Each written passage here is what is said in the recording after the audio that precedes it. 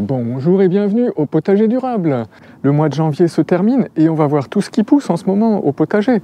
Alors il y a beaucoup de jardiniers qui pensent que la saison potagère n'a pas encore commencé, mais non, vous allez voir, il y a en ce moment un certain nombre de légumes qui poussent et on va voir lesquels.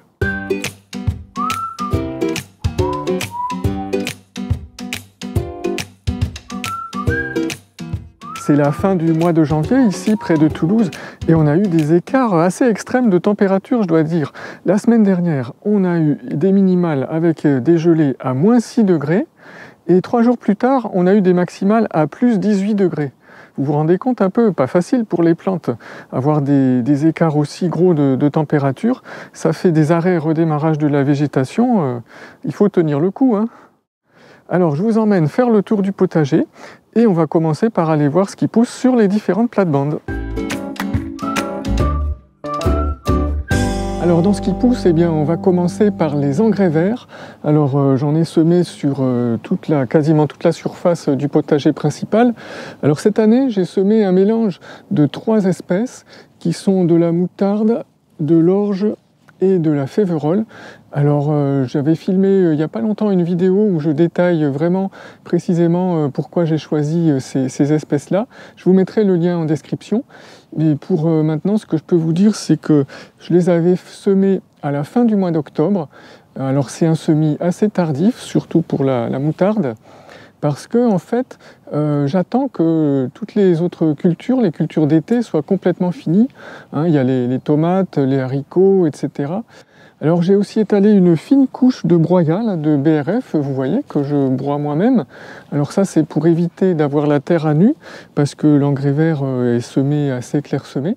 Alors la croissance de ces engrais verts, elle n'est pas très rapide pour le moment, parce que les journées sont encore courtes, mais ça va s'accélérer petit à petit, et le pic, ça sera au mois de mars-avril, où ça va pousser, ça va faire 80 cm de haut. Alors le souci dans ma région ici, c'est qu'il ne pleut pas tant que ça au printemps, le problème, c'est que toutes ces plantes, là, cette masse végétale, ça a tendance à pomper l'eau qui se trouve dans le sol, et j'ai déjà vu ça les années précédentes, ça m'a asséché le sol, et pour les cultures de légumes qui viennent après, c'est vraiment problématique. Donc ce que j'ai déjà fait l'année dernière et que je vais continuer à faire cette année, eh bien je vais les rabattre à une certaine hauteur, ça sera vers le mois de mars à peu près, quand ils feront 30 cm de haut, je vais les rabattre à 10 cm de haut, et du coup ça fera beaucoup moins de masse de feuillage, et donc beaucoup moins de consommation d'eau du sol. Il y a des choses qui sont en train de se construire sur cette plate-bande-là, et je vous en parlerai plus en détail dans quelques instants. C'est tout nouveau, hein, en fait, mais là, pour l'instant, je vous demande de ne pas y faire attention, parce que ce qui va nous intéresser, là, c'est les cultures, là, c'est ce qui pousse en ce moment. Alors tous les légumes qui poussent sur cette plate-bande, ils ont résisté au froid, ils ont résisté au gelé, au moins 6 qu'on a eu là, la semaine dernière, et il n'y avait pas encore cette structure-là, je viens de l'installer juste hier. Alors qu'est-ce qu'on a? On a un pied de blettes ici, on va bientôt pouvoir faire une récolte. On a 2 betteraves qui restent, là il y en avait plus mais elles ont été récoltées au fur et à mesure. Quelques plantes de choux frisés, là, de kale, ils sont pas très jolis cette année là, parce qu'ils ont eu vraiment très chaud au mois d'octobre dernier, là il a fait super chaud. On a une touffe de persil là, qui est vraiment magnifique. Et à côté, on a des chicorées italiennes de toutes les couleurs. Il y en a des vertes mouchetées de rouge, des rouges. Alors, il faut bien voir que résister une seule nuit à moins 6 degrés, c'est pas du tout la même chose que par exemple une semaine entière à moins 3 degrés. Ici, il y a eu des températures positives dès le lendemain. Il s'est remonté à plus 5 degrés pendant la journée. Le sol, il n'a pas du tout eu le temps de geler. Alors que s'il y avait eu plusieurs journées de gel continu, eh bien, les plantes entières, elles auraient gelé avec les racines et elles auraient eu beaucoup plus de mal à s'en remettre, ou carrément, elles seraient mortes. Et puis, il y a l'humidité aussi qui joue un grand rôle.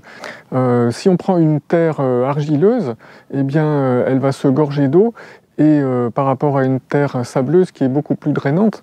Donc quand le gel va saisir toute cette eau, eh bien pareil, ça va être plus compliqué pour les plantes.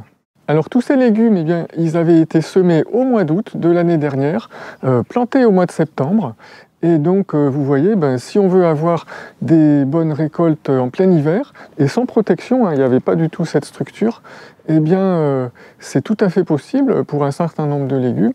Mais bon, il faut penser à les semer quand on est encore en été, et on n'y pense pas forcément. Alors, c'est pas fini pour les légumes qui résistent bien à l'hiver. Il y a les poireaux, bien sûr, c'est un incontournable. Alors, je m'embête plus à faire les semis depuis quelques années, là, parce que c'est vraiment très long à pousser. Donc, ce que je fais, j'achète une botte de plants au mois de mai. Et donc, je les plante à ce moment-là. Ça pousse pendant tout l'été, et puis on peut commencer à récolter en automne et en hiver. C'est au fur et à mesure des besoins.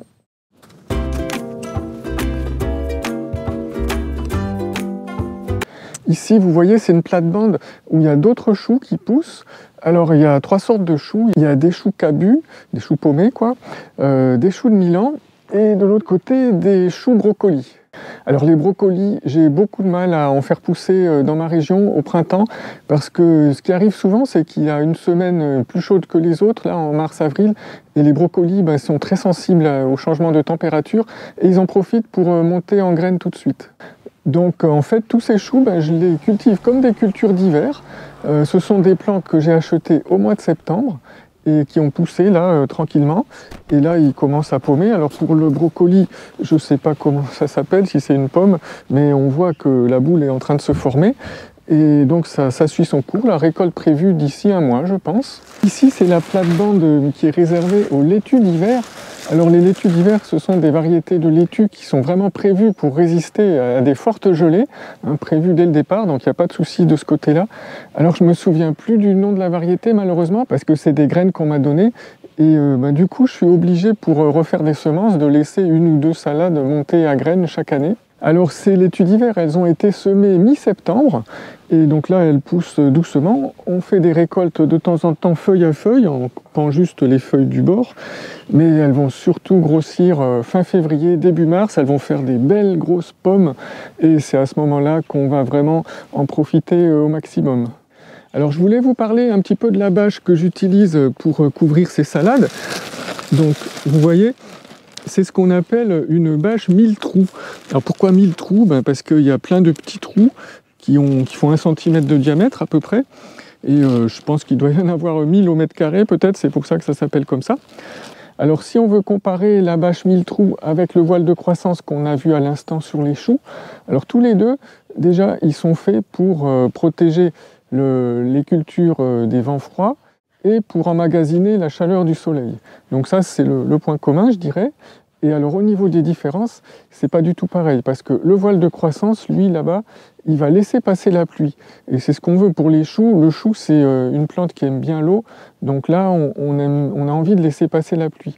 Par contre, la bâche 1000 trous, elle ne va pas laisser passer l'eau. Alors l'eau, ce qu'elle va faire, elle va couler autour des trous, mais il y en a très peu qui va passer à l'intérieur. Et ça va être bien pour une culture comme les salades, justement, parce que la salade, elle n'aime pas avoir trop d'eau, trop d'humidité, surtout en hiver, parce que ça la fait pourrir. Et le gros avantage donc, de cette bâche 1000 trous par rapport à une bâche qui ne serait pas trouée, ou un châssis froid, ou un tunnel nantais, c'est que les jours où il y a du soleil, il n'y a pas besoin d'ouvrir la bâche pour aérer. L'aération, elle se fait naturellement avec les trous, il n'y a aucune surchauffe qui se produit. Donc ça, c'est vraiment appréciable. Alors avec la perspective, on a l'impression que cette plate-bande, elle est immense, mais en fait, elle ne fait que 5 mètres de long. Alors c'est là où il y a les fèves qui poussent. Donc les fèves, je les ai semées début novembre, et là, vous voyez, je les ai butées en ramenant de la terre, là, il y a 1 semaine à peu près, pour bien les caler, parce qu'il va y avoir du vent, là, au printemps, là, chez nous. Et donc, récolte prévue courant du mois de mai. Et alors j'ai prévu à un autre endroit de faire un semis de printemps cette fois, semis qui sera fait début mars, et là les récoltes elles seront au mois de juin. Donc ça permet d'échelonner les récoltes et puis d'avoir des fèves pendant 2 mois. Alors j'en profite pour vous montrer sur cette plate-bande la différence, on voit bien, entre fèves et féveroles. Alors bon, les fèves c'est pour la consommation, la féverole c'est un engrais vert, mon engrais vert préféré, là vous le connaissez depuis plusieurs années je pense. Et alors c'est des plantes qui sont presque pareilles. Alors les différences c'est que la fève, elle va être un petit peu moins résistante au froid. Je crois qu'elle résiste jusqu'à -5 à peu près, alors que la févrole, elle est donnée pour -15 degrés, même plus. Ensuite, au niveau croissance, la fève, elle va pousser plus haut que la févrole et donner des gousses aussi beaucoup plus grosses. La févrole donne des toutes petites gousses. On pourrait les manger, mais ça serait vraiment très fastidieux de les écosser une par une. Donc en général, on ne les mange pas. Et donc, ben voilà, l'une est utilisée pour faire un engrais vert, pour améliorer le sol, et l'autre, pour manger. Une dernière plate-bande que je vous montre pas très souvent, c'est l'escalier de plantes aromatiques. Alors là, il n'est pas trop rempli encore. Les seules plantes qu'on voit qui poussent, c'est de la ciboule. Vous voyez, toutes ces tiges-là, c'est de la ciboule. C'est un peu comme des tiges d'oignon. Et la ciboule, le gros avantage, c'est que, vous voyez, on est en plein mois de janvier, elle reste verte pendant tout l'hiver. Et alors, on peut considérer ça comme une plante pérenne parce que celle-là, vous voyez, elle est en place depuis plusieurs années au même endroit et elle donne des récoltes en permanence pendant toute l'année. Alors, ça s'utilise comment? Ça s'utilise en cuisine, comme de la ciboulette. On coupe une feuille comme ça et puis après, on l'émince au ciseau en petits morceaux pour mettre dans des plats. Moi, je trouve que c'est vraiment une plante géniale. Et alors, si on compare à la ciboulette, par exemple, la ciboulette, c'est la même chose, mais en beaucoup plus fin, la ciboulette, il y en a là, mais en hiver, elle a l'inconvénient de disparaître. Il fait trop froid pour la ciboulette. Et pareil, ici en pot, c'est une ciboulette aussi, mais il n'y a rien à récolter. Il faut attendre que ça redémarre, pas avant le mois de mars. Là, pendant l'hiver, là, j'ai fait une expérience, là, j'ai fait des essais pour éviter d'avoir à semer certains légumes à l'intérieur de la maison, éclairés avec des lampes. Alors, ce sont des choux et des petits pois. Vous voyez, là, voilà le petit pois, voilà un chou rave, par exemple. Je les ai semés au mois d'octobre dernier, et donc ils ont passé tout l'hiver dehors, dans cette caisse. Je ne l'ai jamais rentrée, cette caisse, même les nuits où il gelait super fort. La seule chose, c'est que je l'ai mise sous l'auvent de la terrasse pour la protéger de la pluie. Alors bon, il faut quand même se méfier parce que des fois, si on regarde de près, on voit que les feuilles se font un petit peu manger quand même. Et il m'est arrivé de trouver des minuscules chenilles vertes sur les plants. Donc quand même, il ne faut pas les laisser sans surveillance. Alors là, maintenant, ils font déjà presque 20 cm de haut. Donc je ne vais pas tarder à les planter au potager parce que les jours commencent à bien rallonger en ce moment. Et donc la croissance des végétaux va reprendre. Alors vous voyez, c'est un test. Ça va me permettre de voir si j'obtiens des récoltes vraiment beaucoup plus tôt qu'en faisant un semis au mois de février à la maison. Alors je vous rappelle qu'on est encore au mois de janvier, donc vraiment en plein hiver, avec les jours très courts. Donc le seul semis que j'ai fait à l'intérieur pour le moment est éclairé avec une lampe horticole, c'est des plants de laitue.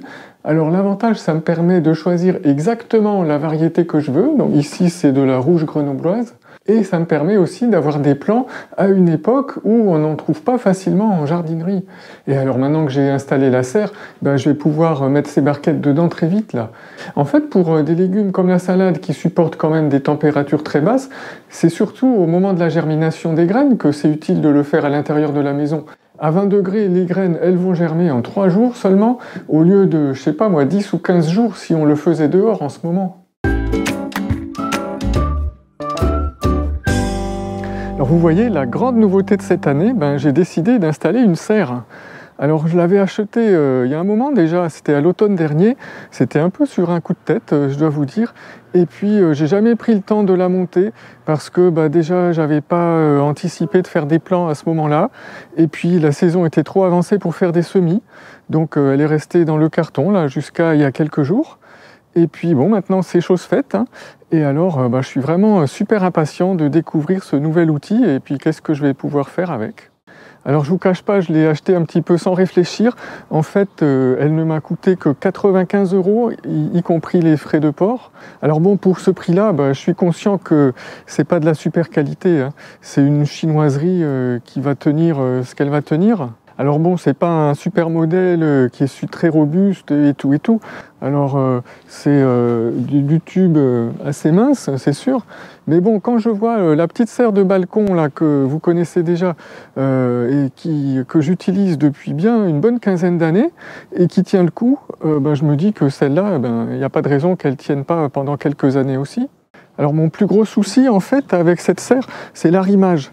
Parce que ici à Toulouse, c'est une région où il y a souvent du vent assez fort et comme elle est juste posée sur la brique là, eh bien j'ai décidé de rajouter des sangles assez fortes pour la plaquer au sol et pour éviter que ça fasse comme un grand parachute quand il y aura des bourrasques de vent.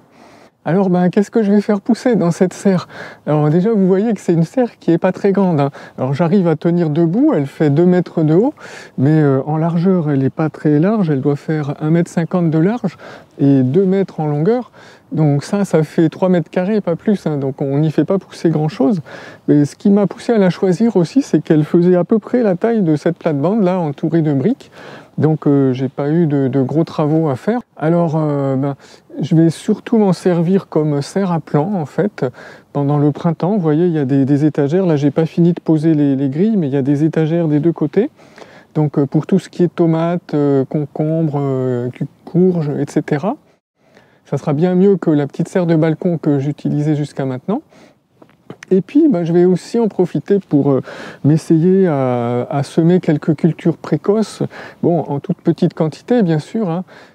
Pour commencer, une fois que les chicorées seront récoltées, là, j'y mettrai des laitues, je sèmerai des radis, plus tard, peut-être un petit peu de haricots pour voir, et puis un petit plant de concombre dans un coin, et peut-être, pourquoi pas, s'il y a la place, un plant de courgettes précoce pour voir ce que ça donne. En tout cas, il y a une chose qui est sûre, c'est que je compte pas du tout la laisser en place pendant l'été, parce que le volume, il est tellement réduit que ça va surchauffer tout de suite, quoi. Dès que le soleil va taper, les températures vont monter énormément, c'est beaucoup trop chaud pour les légumes. Donc je pense que je la démonterai à peu près début mai, et je l'archiverai, et puis pour la remettre à l'automne prochain.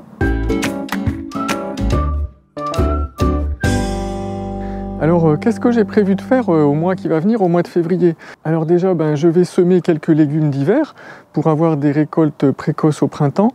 Alors sous la serre, en plus de ce qui pousse déjà, alors il n'y a pas beaucoup de place, hein, je vais semer des épinards, des radis, des carottes, des laitues et peut-être quelques betteraves aussi. Au chaud dans la maison, dans des godets que je sortirai après une fois qu'ils seront levés pour mettre sur les étagères de la serre.